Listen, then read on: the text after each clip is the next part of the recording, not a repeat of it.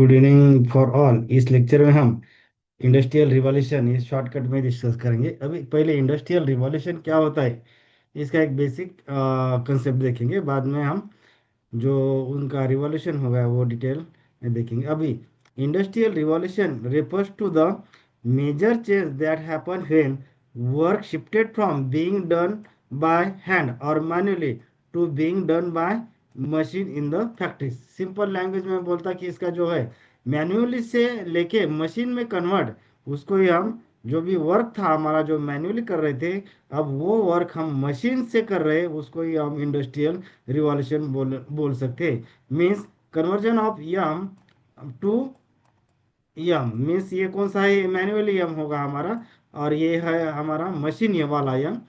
Means जो work है हमारा मैनुअली से हम कौन से इस पे ट्रांसफर हो गए, मशीन में ट्रांसफर कर रहे हैं, उसको बोलेंगे हम जो वर्क का हमारा ट्रांसफॉर्मेशन मैन्युअली टू मशीन, उसको ही हम जो बोलेंगे उसको बोलेंगे हम इंडस्ट्रियल रिवॉल्यूशन।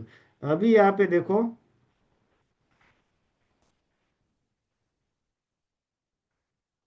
हाँ, industrial revolution word first use, ये पहले इंडस्ट्रियल रिवॉल्यूशन किसने पहले यूज किया है, उसका नाम है ब्लैंकी। जो साइंटिस्ट है उसका नाम है ब्लैंकी, जिसने इंडस्ट्रियल रिवॉल्यूशन ये वर्ड फर्स्ट प्रोनाउंस किया। बाद में इंडस्ट्रियल वर्ड पॉपुलराइज बाय, अभी पॉपुलर किसने किया है तो आर्नोल्ड टॉयनबी ने पॉपुलर पॉपुलर किया है कौन सा वर्ड, इंडस्ट्रियल रिवॉल्यूशन। लेकिन फर्स्ट प्रोनाउंस किसने किया है, ये जो ब्लैंकी नाम का जो फ्रेंच सोशलिस्ट है उसने वो वर्ड निकाला। लेकिन पॉपुलर एग्जाम में देख, थोड़ा सीरियस क्वेश्चन ये देखो कि इस क्वेश्चन में क्या बोला है, फर्स्ट यूज बोला है क्या पॉपुलराइज बोला है। पॉपुलराइज अगर क्वेश्चन आ गया तो हम लिखेंगे आर्नोल्ड टॉयनबी, अगर फर्स्ट यूज बोलेंगे तो हम लिखेंगे ब्लैंकी। ठीक है, समझ में आया। अभी देखो, पहला जो है हमारा इंडस्ट्रियल 1.0। अभी देखो इंडस्ट्रियल 1.0 स्टार्टेड इन 1780 या 1784। अब कहाँ कहाँ पे ये वर्ड ये 1780 दिया है और कुछ कुछ जगह 1784। अब ये स्टेट बोर्ड या इसमें 1784 ये दिया है, तो कंफ्यूज होने का नहीं। दोनों दोनों में से कौन सा ही एक आधा ईयर रहेगा, ऐसा नहीं हो सकता कि दोनों ही रहेंगे। तो दोनों ही ईयर हम याद रखेंगे, 1780 और 1784, ये दोनों ईयर हम याद रखें। कंट्रीज, अब ये कहाँ से इंडस्ट्रियल 1.0 कौन से देश में पहले स्टार्ट होगा, इंग्लैंड या उसको ग्रेट ब्रिटेन में स्टार्ट हुआ है। अभी ये सब कैसा है, इसमें सब फैक्चुअल डेटा है। अभी ऐसे सिंपल सिंपल क्वेश्चन आ जाएंगे आपको, एक industrial 1.0 started in which country, तो कहाँ पे ऑप्शन देखना है हमको, ग्रेट ब्रिटेन या इंग्लैंड में। अभी देखो यहाँ पे मेन टेक्नोलॉजीज क्या क्या है उसमें। मेन टेक्नोलॉजी की हम बात करेंगे तो उसमें क्या है, स्टीम इंजन। ये देखो यहाँ पे स्टीम इंजन। दूसरा है स्पिनिंग जेनी। स्पिनिंग जेनी में से एक मशीन है जो जो टेक्सटाइल इंडस्ट्री या वुलन इंडस्ट्री में यूज होता है। बाद में है मैकेनिकल वीविंग मशीन। बाद में है मैकेनिकल रिपर। ये मैकेनिकल रिपर जो है वो व्हीट या गेहूं का हार्वेस्टिंग करने के लिए यूज होता है, या ग्रेन कटिंग के लिए यूज होता है, उसको मैकेनिकल रिपर बोलेंगे।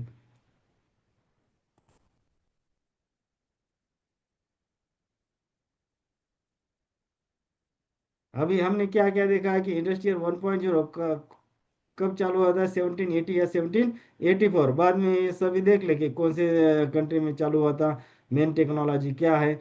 बाद में अभी देखो, जो इंडस्ट्रियल 1.0 उसके लिए मेन चीज कौन सी कारणीभूत होगी, तो मेन चीज जेम्स वैट ने स्टीम इंजन का जो इन्वेंशन किया था, उसकी वजह से ही इंडस्ट्रियल 1.0 ब्रिटेन में स्टार्ट हुआ था। बाद में स्पिनिंग जेनी एक लिखा है हमने, spinning jenny means machine use for quarters textile और वूल इंडस्ट्री। बाद में दूसरा है हमारा इंडस्ट्रियल रिवॉल्यूशन 2.0। अब ये स्टार्टेड कब हुआ है, अब यहाँ पे देखो ये स्टार्टेड इन 1870। जो इंडस्ट्रियल 2.0 है ये हमारा 1870 में स्टार्ट हुआ। कंट्री कौन सा है, ब्रिटेन, यूएसए और जर्मनी। और यहाँ पे देखो ये टेक्नोलॉजी, मेन टेक्नोलॉजी क्या थी इसमें, इलेक्ट्रिसिटी है। बाद में है mass production, assembly lines, railway, telegraph, ये सभी ये कौन से इसमें आ जाएंगे, इंडस्ट्रियल 2.0। अब तीसरा वाला जो है हमारा इंडस्ट्रियल 3.0। कब स्टार्ट हुआ? 1970। अभी देखो कहाँ पे स्टार्ट हुआ? यूएसए और जापान में। मेन टेक्नोलॉजी क्या क्या है? मेन टेक्नोलॉजी यहाँ पे देखो, मैं क्लियर कर लेता इसको। मेन टेक्नोलॉजी कौन कौन सी है यहाँ पे देखो, ये है computer, electronics, robotics, PLC means programmable logic controller, CNC computer numerical control machine, बाद में ऑटोमेशन, इसको हम बोलेंगे डिजिटल रिवॉल्यूशन। अभी जो है और डिजिटल, अभी देखो उसके लिए कौन सी चीज मेन ये हो गया था उसके लिए, जो जो इंडस्ट्रियल 3.0 है, ये क्यों स्टार्ट हुआ था? क्योंकि उसके पहले देखो एक इम्पोर्टेंट इन्वेंशन हुआ था कि जैक किल्बी ने इन्वेंटेड फर्स्ट आईसी, जिसको हम इंटीग्रेटेड सर्किट बोलते हैं। 1958 में ये आईसी इन्वेंट की, इसी वजह से हमारा इंडस्ट्रियल 3.0 स्टार्ट हुआ था। क्योंकि इसके देखो ये ईयर कैसा है, अभी ये देखो इसका कनेक्शन, ये आईसी इन्वेंट की बाद में ही हमारा कंप्यूटर आ गया, इलेक्ट्रॉनिक्स आ गया, रोबोटिक्स आ गया, प्रोग्रामेबल लॉजिक कंट्रोलर आ गया, सीएनसी आ गया और ऑटोमेशन आ गया। उसको ही हम डिजिटल रिवॉल्यूशन बोलते हैं। जैसा मैंने बोला कि इंडस्ट्रियल 1.0 जो जेम्स वैट में स्टीम इंजन का इन्वेंशन किया था, उसी वजह से इंडस्ट्रियल 1.0 स्टार्ट हुआ था। ऐसा ही जो जैक किल्बी ने फर्स्ट इंटीग्रेटेड सर्किट 1958 में इन्वेंट किया, इसका रीजन इसी वजह से हमारा इंडस्ट्रियल 3.0 स्टार्ट हुआ। तो थ्री आईसी की वजह से ही ये चालू हो गया ना, electronics computer robotics PLC CNC automation, ये सभी चीज़ आईसी की वजह से चालू हो गया। तो इंडस्ट्रियल जो 3.0 है वो 1970 में स्टार्ट हुआ। बाद में है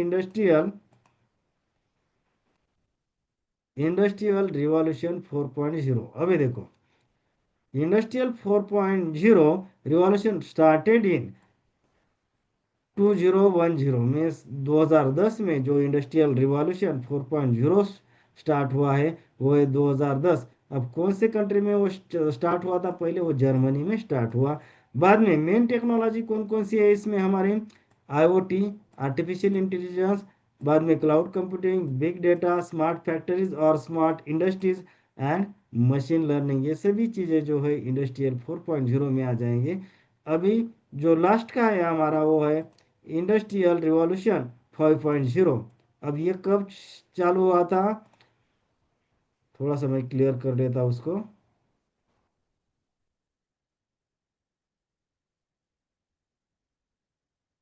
अभी देखो इंडस्ट्रियल रिवॉल्यूशन 5.0 स्टार्टेड इन 2020 में ये शुरू हुआ था। जैसा हमारा इंडस्ट्रियल 4.0 2010 में शुरू हुआ था। अभी ये कौन से कंट्री में स्टार्ट हुआ? ये दोनों पैरेलली चालू हुआ था, एक यूरोपियन यूनियन और जापान, दोनों ने इनिशिएटिव लेके इंडस्ट्रियल 5.0 स्टार्ट किया था। अभी मेन टेक्नोलॉजी क्या क्या है इसमें? ह्यूमन रोबोट कोलैबोरेशन, ये कोलैबोरेशन वर्ड है। बाद में cobot collaborative robot, cognitive system, cognitive system में क्या होता है कि think work plan executive like human brain, उसको हम कॉग्निटिव सिस्टम कहते हैं। बाद में ह्यूमन मशीन कोलैबोरेशन, और दो चीज़ है इसमें, green and eco friendly production और personalise products made with the robot, ये सभी चीज़ें इंडस्ट्रियल 5.0 में आ जाएंगी। अभी देखो अब इसमें आप बोलेंगे सर इसमें क्या क्या क्वेश्चन आ सकते हैं, ये सब सभी पूरा फैक्चुअल डेटा है। तो अभी उसमें कौन से टाइप की क्वेश्चन आ सकते हैं, ये थोड़ा डिटेल 10-12 ऑब्जेक्टिव क्वेश्चन हम इसमें देखेंगे कि कैसे क्वेश्चन आ जाएंगे, ये टॉपिक है। क्योंकि अब ये इसमें कंसेप्ट कुछ भी नहीं है, कंसेप्ट क्यों कुछ भी नहीं, क्योंकि ये सब फैक्चुअल डेटा है कि बाबा ये इंडस्ट्रियल 1.0 कब स्टार्ट हुआ था, उसमें मेन टेक्नोलॉजी कौन सी थी, ये कौन से कंट्री ने उसको स्टार्ट किया था, ये सभी फैक्चुअल डेटा है। तो इसमें क्वेश्चन कौन से पॉसिबल क्वेश्चन रह सकते हैं? अभी 10-12 क्वेश्चन मैं फास्ट में डिस्कस करता। अभी पहला क्वेश्चन है, question number 1, spinning jenny spindle spinning frame for textile industry invented by, ये किसने इन्वेंट किया था? ये क्वेश्चन पूछा है हमको। जेम्स वैट में नहीं, जेम्स वैट में क्या कहता है, वो स्टीम इंजन इन्वेंट किया था, उसमें वो नहीं आ जाएगा। बाद में जेम्स एंडरसन, ये क्रिकेटर है, ये आने की कुछ पॉसिबिलिटी नहीं है। जेम्स रोनाल्ड, ये भी फुटबॉल पट्टू है या फुटबॉल ऐसा कुछ नाम नहीं है। तो आंसर क्या होगा हमारा? जेम्स जेम्स हारग्रीव्स, ये हमारा आंसर होगा। अभी दूसरा देखो क्वेश्चन, यहाँ पे हमने डिस्कस किया है।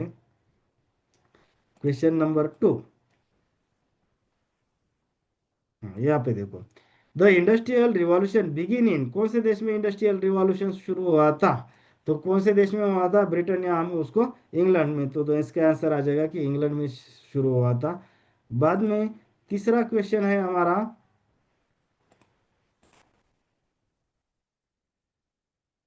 The invention of the revolutionise the textile industry. Textile industry का कब रिवॉल्यूशन हुआ था? कब हुआ था कि जब हमने देखा है कि प्रिंटिंग प्रेस ये रिलेवेंट है, प्रिंटिंग प्रेस और टेक्सटाइल का कुछ नहीं। बाद में स्पिनिंग मूले नहीं है। बाद में स्टीम इंजन नहीं है, तो उसका करेक्ट आंसर है स्पिनिंग जेनी। स्पिनिंग जेनी जो मैंने बोला था कि एक मशीन है जो किसके लिए यूज करते हैं, कि टेक्सटाइल इंडस्ट्री या वुलन इंडस्ट्री या कॉटन इंडस्ट्री, जो धागा है ना वो सॉफ्ट या थिकनेस उसकी कम करने के लिए ये जो मशीन है उसको बोलेंगे हम स्पिनिंग जेनी।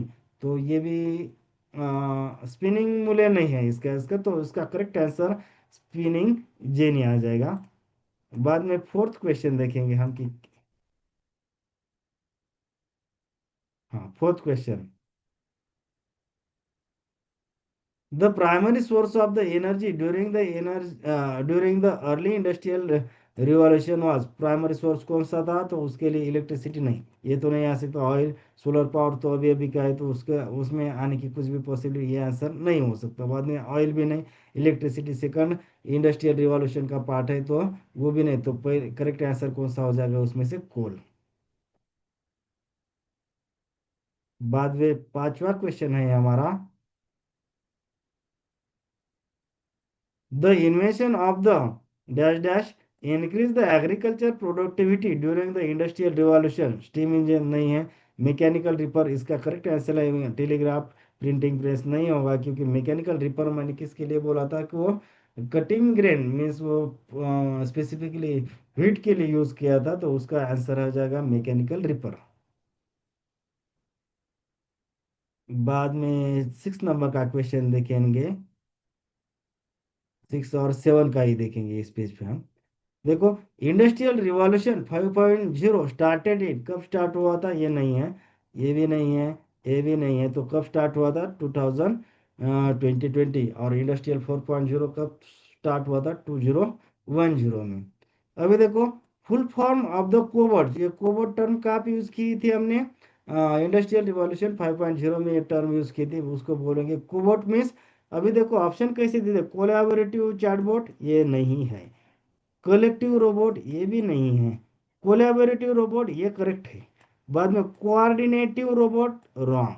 तो ऐसे भी क्वेश्चन आ सकते हैं कि जो कंफ्यूज करने वाले हैं। अभी देखो, यहाँ से कोऑपरेटिव कोलैबोरेटिव चैटबॉट नहीं है। अभी देखो, कलेक्टिव, कोलैबोरेटिव, कोऑर्डिनेटिव, ये बरोबर वर्ड आपको देखना है। तो उसका आंसर क्या होगा था? कोबोट का जो फुल फॉर्म है कोलैबोरेटिव रोबोट, ये करेक्ट आंसर आ जाएगा। तो स्मॉल स्मॉल चीज हम एग्जाम हॉल में देखेंगे कि ये कैसा है था कि फास्ट में हम बरोबर वर्ड देखते नहीं, कोऑर्डिनेट है, कलेक्टिव है, कोलैबोरेटिव है। तो हम क्या करेंगे, थोड़ा सा वो सीरियस अप्रोच से हम वो जो ऑप्शन दिए एग्जाम में तो वो देखेंगे, तो उसका करेक्ट आंसर होगा कोलैबोरेटिव रोबोट।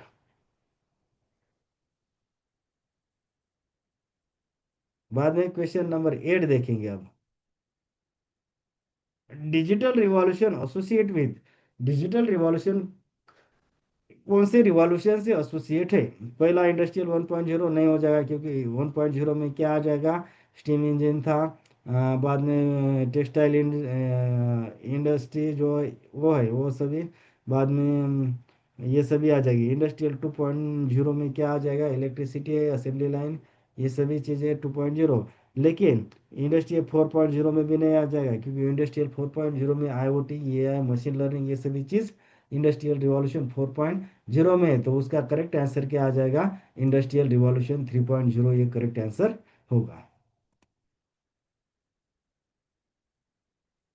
बाद में question number 9, the country government introduce industry 4.0, कौन से कंट्री के गवर्नमेंट ने इंडस्ट्री 4.0 स्टार्ट किया था? तो उसका आंसर है जर्मनी के गवर्नमेंट ने। बाद में 10th नंबर का क्वेश्चन देखेंगे हम। हाँ, question number 10 is, IIoT stand for, IIoT, IoT नहीं पूछा है यहाँ पे, IIoT, IIoT का इंटरनेट ऑफ थिंग्स या IoT का फुल फॉर्म है, तो ये आने की पॉसिबिलिटी नहीं। इंडस्ट्रियल इंटरनेट ऑफ थिंग्स ये करेक्ट है। इंटेलिजेंट इंटरनेट ऑफ थिंग्स ये रॉन्ग है, तो उसका करेक्ट आंसर ये 2 नंबर का हमारा correct, industrial internet of things, उसको हम IIoT बोलते हैं। बाद में क्वेश्चन नंबर 11 देखेंगे हम।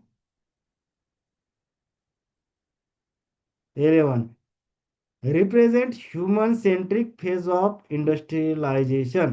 कौन सा रिप्रेजेंट कर रहा है वो, इंडस्ट्रियल 5.0, इसका करेक्ट आंसर होगा इंडस्ट्रियल 5.0। अब इंडस्ट्रियल 5.0 कब स्टार्ट हुआ था, 2020 में, 2020 में इंडस्ट्रियल 5.0। उसमें हमने देखा है कोबॉट है, बाद में ह्यूमन मशीन इंटरेक्शन, बाद में कॉग्निटिव ये सिस्टम, ये सभी चीज़ इंडस्ट्रियल 5.0 में आ जाएगी। बाद में लास्ट का जो क्वेश्चन है,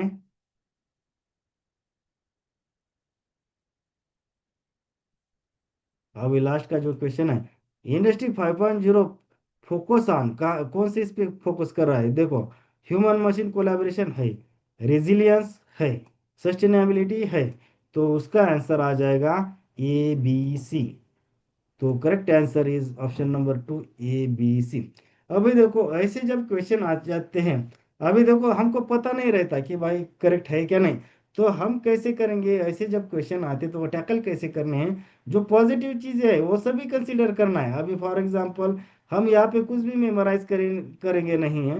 ह्यूमन मशीन को ठीक आने दो, रेजिलियंस है ठीक है आने दो, सस्टेनेबिलिटी आने दो, तो ऐसा जो ऐसे जो क्वेश्चन आते हैं उसका जो आंसर है ब्रॉड एंगल से लेना है। मीन्स सभी ऐसे जो क्वेश्चन है जब कुछ भी पता नहीं रहता तो सभी टिक करने के, मीन्स ABC सभी आ जाएंगे इसमें, क्योंकि सभी पॉजिटिव चीज है। जब तक कोई भी निगेटिव चीज आंसर में नहीं है तब तक सभी वो ऑप्शन कंसिडर करने के, तो उसी हिसाब से हम अपना स्कोर बढ़ा सकते हैं। अदरवाइज ये है क्या नहीं, वो है क्या नहीं, डाउट लेंगे तो ऐसे क्वेश्चन हम टैकल नहीं कर सकते हैं। होप करता समझ में आ गया होगा। Thank you.